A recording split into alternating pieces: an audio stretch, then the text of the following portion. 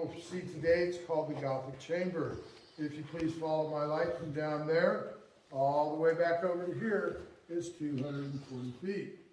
From the widest is 60 feet and the tallest is 56 feet. We call this the master joint wall. This wall right here holds up this entire cavern. It runs the entire length of our cavern. Back in prehistoric days, this cavern was laying flat on the canyon floor. The tectonic plates came, raised up the Sierra Nevadas as well as this wall. And it pulled it into pushed it into this position, bringing all these rocks you see around here with it and forming this cavern. Prehistoric days, that San Domingo River, I told you, was 20 feet above our head at one time.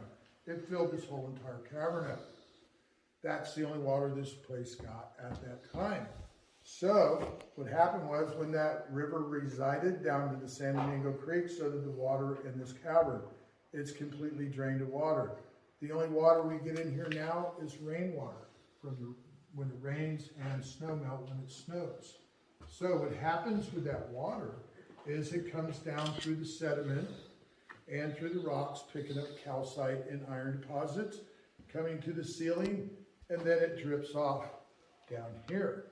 This little white dot down here on this rock is a calcite deposit. Now what happens with that calcite, as it drips, it leaves, or as that water drips, it leaves a little calcite deposit line behind.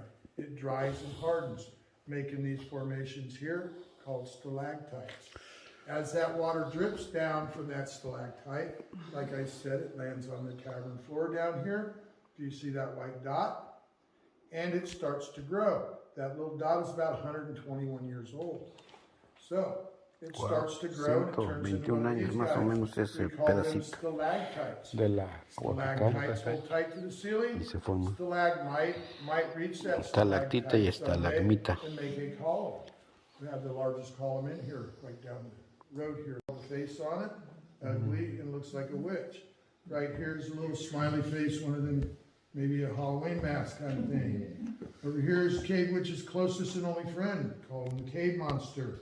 If you look, he's got big ugly teeth, big nose. Over here he's got eyes. There's a bunch of boulders in that one, and a smiley face in that one. Over here is a little room. If you look off to the side of it over here, you might see a little tiny deer in that black silhouette. Over here, one I call a river runs through the canyon. There's a river and a waterfall in there, and it looks like canyon walls. Here's one that looks like a canyon scenery or a mountain scenery. This one I named when I was 12 years old. I've come in here since then. Swore I'd be a tour guide, and here I am.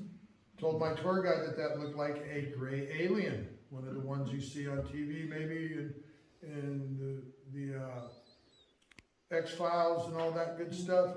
I was very interested in aliens, and that's what I saw. Here's one eye, here's another eye, and then its rigid nose and a smiling mouth. Look around, you'll see things too.